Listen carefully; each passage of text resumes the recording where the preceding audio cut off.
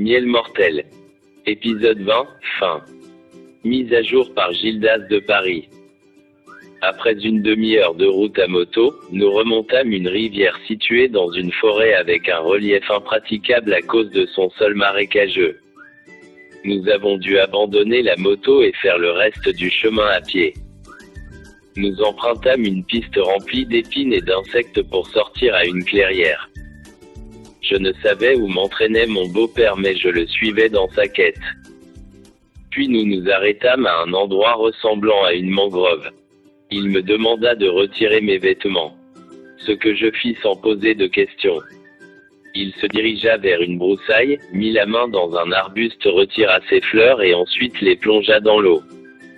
Il se dirigea vers moi, me lava la tête et le reste du corps en récitant des paroles. Après qu'il eut fini, il fit sortir de sa sacoche une bouteille de liqueur. Et commença des libations, but quelques gorgées et m'aspergea avec le reste. Après cette étape, nous regagnâmes la maison. À la tombée de la nuit, ma princesse Aïcha m'installa dans une autre chambre où je devais passer la nuit tout seul. Je ne comprenais pas ce qu'elle mijotait, alors je ne cessais de lui poser des questions. Elle ajouta que c'était sous la recommandation de son père qu'elle agissait. Dormir dans cette nouvelle chambre ne fut pas une belle nuit. Dans mon sommeil, j'enchaînais des séries de cauchemars l'un après l'autre où je me faisais pourchasser par des êtres étranges. Je me suis réveillé tard dans la nuit et j'ai pu fermer l'œil du tout. Dès le premier chant-coq, je sortis de la chambre pour venir m'asseoir dehors pour prendre de l'air. Chaque femme sortait de son ménage pour vaquer à ses occupations.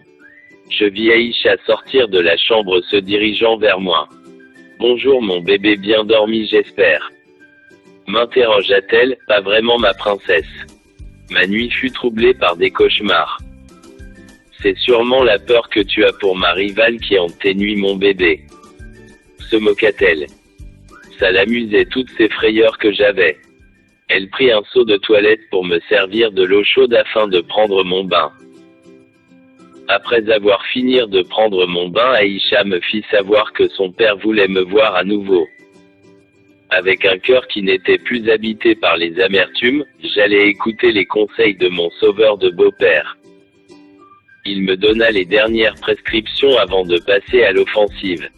Prends cette bouteille, c'est une potion magique que je t'ai préparée. Arrivé devant son portail, il faudra te frotter les pieds avant d'entrer dans la maison. Sache que cette mission ne sera pas facile. Avec un peu de négligence et tu perdras la vie. J'écoutais attentivement ses préceptes car cette aventure pourrait me coûter la vie. Après les conseils de notre cuisine interne, je pris le chemin. Dans le car, je ressentais une lueur d'espoir envelopper mon être. J'étais plutôt décidé à mener à bien cette mission non seulement pour moi et ma petite famille mais aussi pour Sabrina qui allait être délivrée de l'emprise de ces esprits maléfiques. Je voyais le film défiler devant moi comme si j'allais mourir. La peur m'habita également car j'allais en bataille contre des esprits. Tellement j'étais plongé dans mes pensées que je ne vis même pas le temps passer. On entendit les cris de l'apprenti annonçant la fin du voyage. Je descendis du car, ensuite j'allais à la maison pour me débrabouiller et réfléchir à comment procéder. Pendant que j'étais en pleine réflexion, mon téléphone se mit à sonner. C'était Sabrina. Oui, allô ma sirène, comment tu vas? Triste mon amour, tu me manques, j'ai très envie de toi. Ok ma sirène, je passe te voir tout à l'heure. J'ai aussi une bonne nouvelle pour toi. Ok super, j'ai hâte de l'entendre. Allez dépêche-toi mon amour, bisous, je t'aime. Je raccrochais l'appel, ensuite j'allais me vêtir correctement pour me rendre chez Sabrina. Fallait que je sois séduisant pour l'entraîner dans mon jeu. Aussi rapide que je pus. Je me rendis chez elle. J'actionnais le klaxon pour marquer mon arrivée. C'est Akouba qui vint m'ouvrir le portail. J'entrais dans la maison au moment de franchir la porte du salon, je me rappelais que j'avais manqué une étape des instructions de mon beau-père qui était de me frotter les pieds avant de fouler le sol de sa maison. Je fis demi-tour pour aller le faire immédiatement pour retourner sur mes pas. AKOUBA m'informa que Sabrina était à la piscine pour profiter du beau temps, alors je me dirigeais vers la piscine. Lorsqu'elle me vit, son visage angélique se mit à rayonner de joie. Sans lui dire un mot, j'allais dans les vestiaires enfiler un maillot pour la rejoindre dans la piscine. Nous recommençâmes notre love comme au bon vieux temps. Elle m'enveloppa de ses bras en me couvrant de baisers. Ses grosses fesses ne purent contenir toute la surface de mes mains qui la caressaient tellement elle me serrait fort contre elle. La fourrure épaisse de son minou se faisait sentir au niveau de mon caïman qui l'obligea à prendre du volume. J'étais venu accomplir une mission, donc comprenez-moi. Sabrina connaissait chaque parcelle de mon corps, elle savait où toucher pour le faire dompter. De peur qu'on nous surprenne, on se retira dans la chambre pour y concrétiser nos désirs en toute tranquillité. Dans la chambre, je la faisais jubiler de plaisir. Tellement préoccupée à recevoir son plaisir qu'elle ne se rendit pas compte que je venais de lui retirer 2 anneaux aux orteils. C'était intense, sensuel, nos corps se mélangeaient d'un plaisir commun. Je lui avais terriblement manqué, elle me retenait captif entre ses grandes jambes. L'accélération de mes coups de hanche l'amenait à pousser des petits cris d'une douceur agréable. « Homme, c'est bon, tu me rentres là-dedans mon amour, t'arrêtes pas, continuer », disait-elle pour me motiver à passer plus de vitesse jusqu'à lui faire atteindre l'orgasme. Je me retirais afin de la disposer dans la position de brouette. Au bout de quelques chevauchées, tous mes membres se contractèrent, la jouissance était au rendez-vous, je m'accrochais à elle pour y laisser la dernière goutte, ensuite je m'écroulais sur elle. Très épuisé, on s'endormit.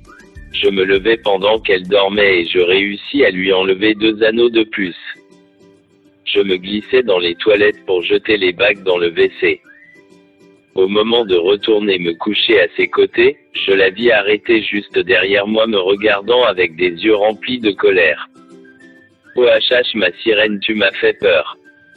Quelle est ta mission, étranger ?» demanda Sabina d'une voix qui lui correspondait pas. Je fus saisi d'une grande peur, c'était pas Sabrina qui me parlait mais un esprit que j'avais réveillé en retirant les anneaux. Aussitôt les ampoules de la chambre s'éteignirent. Elle s'approcha de moi en me parlant. « Quelle est ta mission, étranger ? Es-tu venu ici pour rompre le pacte que nous avons scellé depuis tant d'années? Tu vas mourir en ricanant. » Je ne savais quoi dire à l'esprit qui me parlait. Les yeux de Sabrina avaient changé de couleur, ils étaient devenus rouge vif. Je voulus m'enfuir mais la porte de la chambre était condamnée. Elle se dirigea vers moi et m'envoya un grand coup à la poitrine qui me projeta contre le mur. Je me relevai, cherchant une issue pour m'enfuir mais en vain. Elle répliqua à nouveau avec un autre coup qui me fit tomber comme du n'importe quoi sur la côte du lit.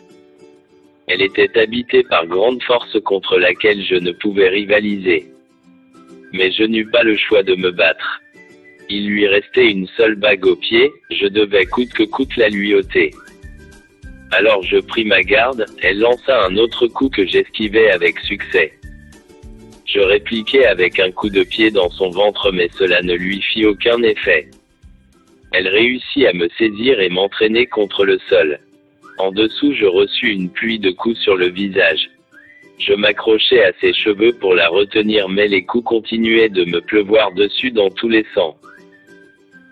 C'était la fin pour moi, j'aurais voulu alerter à KOUBA et BEETRAND le vigile mais Sabrina m'avait saisi par la gorge m'empêchant de crier. J'étais en train de perdre connaissance sous la puissance de ses mains maléfiques. À chaque pression qu'elle imposait sur mon cou je tombais dans les pommes peu à peu. Je commençais à penser à Aïcha et à notre futur bébé. Tout d'un coup une force surgit de nulle part et m'envahit. Je me dégageais de ses mains et de son corps qui m'avaient retenu prisonnier. Je la renversais contre le sol, j'avais l'avantage maintenant dans cette bataille. Mais cet avantage ne dura que quelques secondes car elle me projeta à nouveau par terre.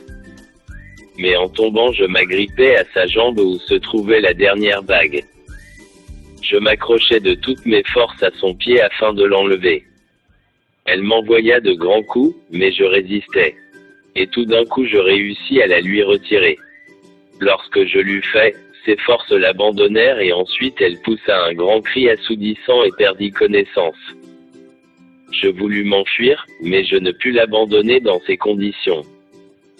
Alors je courus prendre de l'eau de mer que j'avais demandé à Akaouba de garder dans les toilettes pour lui asperger le visage. Elle revint en elle peu à peu, et lorsqu'elle ouvrit les yeux elle me dit un sourire en me parlant avec une douce voix. Tu m'as délivré, je suis guéri de mon mal. Confessa Sabrina en pleurant et se jetant à mon cou. Je l'observais sans rien dire. J'avais réussi la mission, mais je n'en revenais pas. Subitement on entendit la voix du vigile en train de nous alerter. Nous sortîmes de la chambre sur le champ. On aperçut une fumée noire sortir de la chambre. Il s'agissait de la chambre des fétiches, elle était en feu. Sabrina voulut s'introduire dans la chambre mais les flammes étaient trop. Elles avaient déjà ravagé tous les fétiches et statuettes qui se trouvaient dans la pièce. Nous nous activâmes les uns après les autres pour circonscrire les flammes afin qu'elles n'attaquent une autre pièce. Au bout de quelques minutes nous arrivâmes à maîtriser les flammes sans l'aide des sapeurs-pompiers. Nous restâmes éveillés toute la nuit bavardant avec Akaouba et Bretrand. Le lendemain matin je regagnai mon appartement. J'appelai ma princesse Aïcha pour l'informer de la réussite de la mission. J'avais des bleus sur tout le visage tellement l'esprit de Sabrina m'avait tabassé. 6 mois s'étaient écoulés. Ma princesse Aïcha avait mis au monde une jolie petite fille qu'on nomma Ephraïm. Mes activités marchaient tellement bien que j'eus un grand nombre de taxis à mon compte. J'étais prospère, les activités de Aïcha également. Un jour je décidai de rendre une visite à Sabrina. Arrivé devant son portail je sonnai. J'aperçus une nouvelle servante. Je demandai à parler avec sa patronne. Elle alla m'annoncer et me fit entrer ensuite dans la maison. Beaucoup de choses avaient changé dans cette maison. La servante me conduisit à la piscine.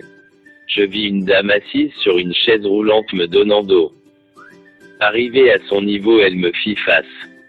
C'était Sabrina dans cette chaise roulante paralysée des pieds. Elle avait toujours ce sourire captivant, elle était heureuse de me voir. Nous nous fîmes des accolades de retrouvailles. On bavada pendant longtemps de notre nouvelle vie. Le calme était revenu dans cette maison. Sabrina avait changé totalement, elle s'était assagie, son tempérament avait baissé. Elle avait réaménagé la chambre des fétiches en une salle de prière. Elle s'était convertie en une nouvelle religion qui enseignait l'amour du prochain. J'étais heureux de la revoir. Nous nous quittâmes et je rentrai dans notre nouvelle maison. Je logeais désormais dans la belle cité de Cocody. 2 mois après la naissance de Ephraim, je légalisais mon union avec Aïcha à la maison et ensuite à l'église. Émoticône souriant, émoticône souriant, émoticône souriant. Et oui, avis à tous les hommes et femmes qui veulent construire leur vie sur la facilité. Astérisque, tout ce qui brille n'est pas de l'or. Astérisque. Fin. Mise à jour par Gildas de Paris.